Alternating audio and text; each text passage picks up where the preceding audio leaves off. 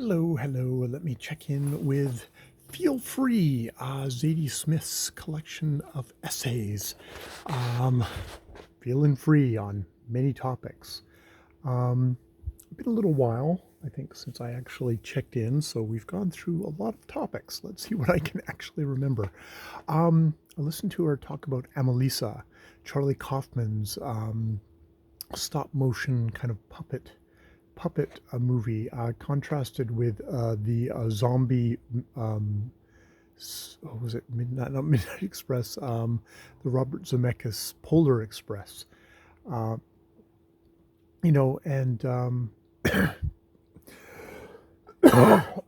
basically making a really good case for kind of the genius, the prickly, maybe misanthropic genius of Charlie Kaufman.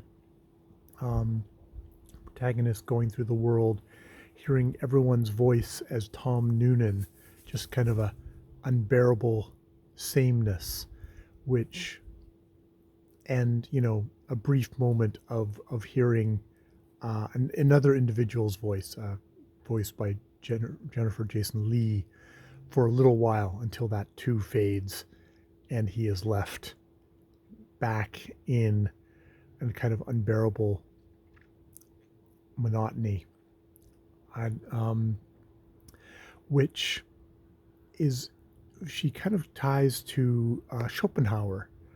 And I do not know anything about Schopenhauer, but the idea that basically maybe that the problem, the difficulty with this character is that he actually thinks he is an individual, that he is not, that actually there is no being individual. There is just kind of a universal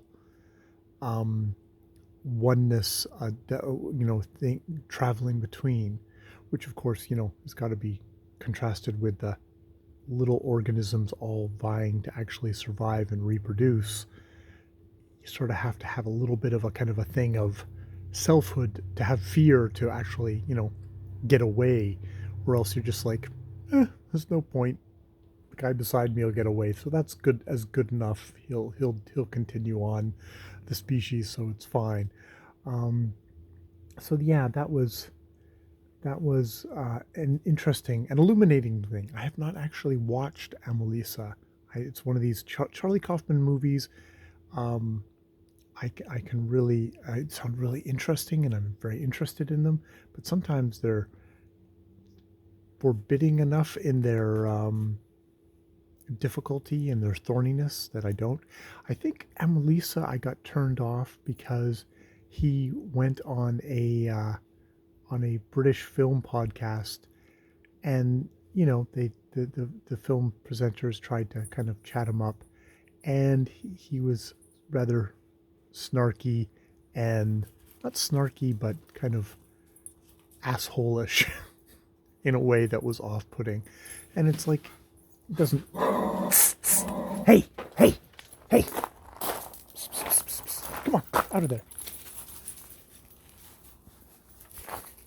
He doesn't, sorry, breaking up dog adventures in the backyard. And it's like, I don't need my artists to be angels or to be really super nice guys, but it was just like, and it kind of like, but I should really go back. It's one of those, it was a really good essay in the thing of like the kind of the genius. There's also one on Joni Mitchell, which it's funny because there was one on on Dr. Dre, or no, Jay-Z, on Jay-Z, which I have known nothing about.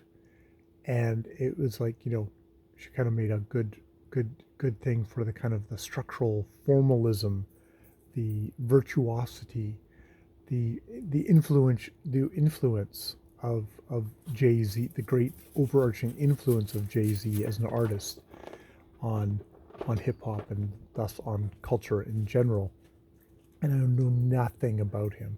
And I think it's one of these things of like, I've tried some of his songs before, and it was like I couldn't get into it because I'm a white guy who, it's like hip hop was just coming up while I was probably just going to be exiting music anyways, and hip hop wasn't going to be the thing. There's some hip hop I've enjoyed, Public Enemy and the usual some of the usual suspects, but it just that flavor of it never got to me.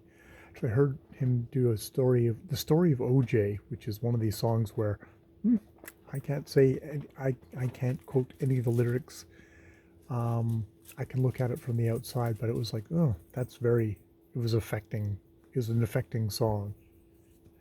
Um, but so that was like kind of like someone explaining something on the outside to me, whereas something like she talked about Joni Mitchell, and I mean, it was very much kind of mainstream, the height of Joni Mitchell, which is her album Blue, and that I knew, and she's like, I never got into Joni Mitchell. I never did until her defenses were down, and then suddenly she got it, and I was like, oh, I wonder if that could happen to me with with Jay Z. Maybe there's always that possibility that at some point my defenses will be down, especially since I know nothing. Where there's that was the thing that she said about Joni Mitchell's like, I don't know anything about like um, open tuned guitars or stuff like that. Um, and but it was like it hit me, and like the voice hit me, and it touched me, and it reverberated for me at a moment where she wasn't really paying attention. Whereas before it had just been like, yeah, it's just kind of noise and not noise that I assigned to as music. And so that was interesting, especially putting it with uh, Jay Z, where it's like he's talking about stuff and using imagery that is completely outside of my ken, and I know from my limited amount of listening to her talk about it, it's like I'm not getting the symbology, the the brags, the boasts, the kind of the gangster stuff is not what it's getting at. Is something that I don't have the language, I don't have the context to get.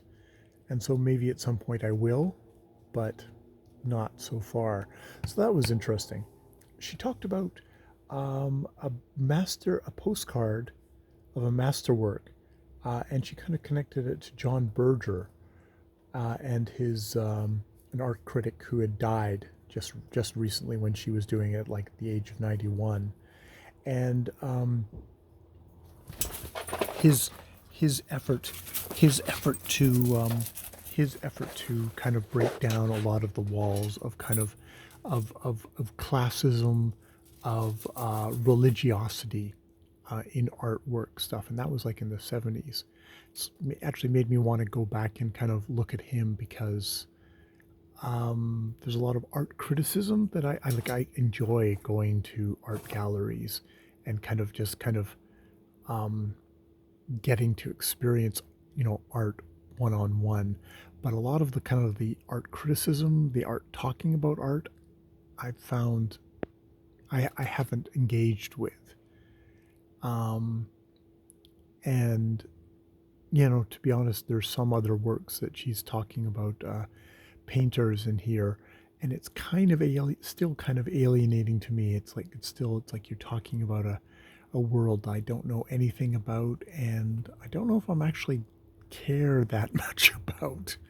Um, as much as when I go to an art gallery and I get to kind of interact with pieces on a very kind of super basic level of what I know, what my senses tell me, and what I know of very limited amount of stuff about art history.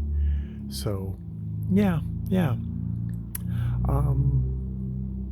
She also did one which was on a it's kind of an art piece. It's a 24-hour um, movie called The Clock, which it's a montage movie of appearances of clocks in movies. And I think it's called Killing Orson Welles at the Chimes of Midnight or something like that. is the name of the piece, and not the piece of Zadie Smith's piece. And I'd heard critics Dave White talking and Alonzo Giraldi talking about this on their podcast Linoleum Knife. So I'd heard other people talk about it, and sounds like a really interesting piece. But it's one of these like you'd have to go to an art gallery somewhere and sit in for a little bit of it.